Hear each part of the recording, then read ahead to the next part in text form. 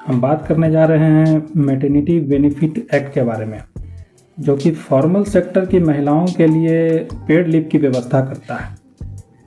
देखने में तो ये एक्ट बहुत अच्छा है, हालांकि बहुत सारे फॉर्मल सेक्टर की महिलाओं के लिए ये लाभ मिल भी रहा है कि उनके लिए पेड लीव की व्यवस्था किया गया है। लेकिन एक्सपर्ट के द्वारा कुछ क्रिटिसिज्म किया जाता है, उस क्रिटिसिज्म को भी हमें ध्यान में रखना होगा। कानून बना करके आप जॉब और सैलरी को तो प्रोटेक्ट कर लीजिएगा, लेकिन उस समाज की गंदी मानसिकता का क्या, जिसके कारण महिलाएं भले टैलेंटेड हो जाए, शिक्षित हो जाए, लेकिन मां बनने के बाद उनकी महत्वाकांक्षा के सामने एक पहाड़ जैसा बैरियर बना दिया जाता है। दूसरा क्रिटिसिज्म ये है, एक तरफ महिलाएं बड़ी से बड़ी एग्जाम में टॉप कर जाती है, चाहे यूपीएससी का हो, चाहे आईआईटी मेंस का एग्जाम हो, लेकिन आज भी उनको लीडरशिप पोजीशन के लिए, डिसीजन मेकिंग के लिए न केवल अपमान का सामना करना पड़ता है, बल्कि मानसिक एंजाइटी का भी सामना करना पड़ता है। कानून के माध्यम से आप उनको लीगल कंपल्सन तो दे दीजिएगा, लेकिन मां बनने के बाद जो उसकी आंचल में एंजाइटी और मानसिक प्रताड़ना आता है, वो न केवल उनकी महत्वाकांक्षा को तोड़ता है, बल्कि उनकी उस हिम्मत को भी तोड़ देता है जो इसलिए एकजुट किया गया था, ताकि जो पैट्रियार्कल नॉर्म्स है, पैट्रियार्कल जो रीति रिवाज है, उसको तोड़ा जा सके। महिलाएं आज भी उस कुंठित विचारधारा से लड़ती है जो ये मानता है कि महिलाएं केवल बच्चा पैदा करने की मशीन है, और जो उनकी महत्वाकांक्षा है, जो इच्छा है, जो विल पावर है, उसको बेनाम करे। उपाय क्या है? हमें सहानुभूति की भावना, हमें सिंपैथी की भावना संस्था के वर्क कल्चर में ऐड करना होगा, जो कि न केवल महिलाओं का मनोबल बढ़ाएगा, बल्कि महिलाएं उस संस्था के ढाल के रूप में भी काम करेगी।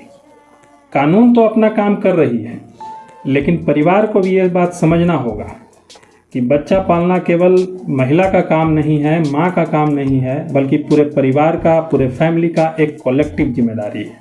महत्वाकांक्षा और मदरहुड एक साथ कोएग्जिस्ट करना होगा, ताकि इससे न केवल महिला का गरिमा बढ़े, बल्कि राष्ट्र का भी गरिमा बढ़ेगा। हमें सपोर्ट सिस्टम को ऐसा बनाना होगा जो कि न केवल महिलाओं का करियर को अपलिफ्ट करे, बल्कि फैमिली और पॉलिसी भी ऐसा हो जो कि न केवल चाइल्ड केयर को बढ़ावा दे, बल्कि वुमेन का जो महत्वाकांक्षा है, जो उनका विल पावर है, उसको भी अपलिफ्ट करने की कोशिश करे।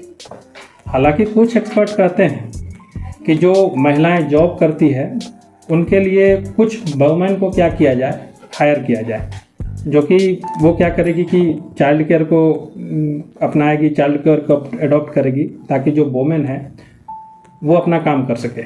लेकिन समस्या क्या है? समस्या ये है कि ऐसा ना हो जाए कि एक महिला के करियर को अपलिफ्ट करने की कोशिश तो की जा रही है, लेकिन दूसरी महिला का जो करियर है उस पर ध्यान नहीं दिया जा रहा है।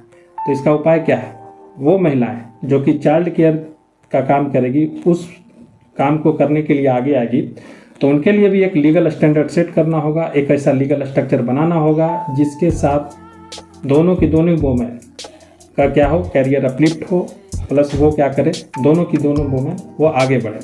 हालांकि इनफॉर्मल सेक्टर की महिलाएं के लिए भी क्या किया गया था, नेशनल फूड सिक्योरिटी एक्ट के अंतर्गत मातृ वंदना योजना लाया गया था, जिसमें कि जो इनफॉर्मल सेक्टर की जो महिलाएं हैं उनके लिए क्या किया गया था कि 5,000 कैश की व्यवस्था किया गया था।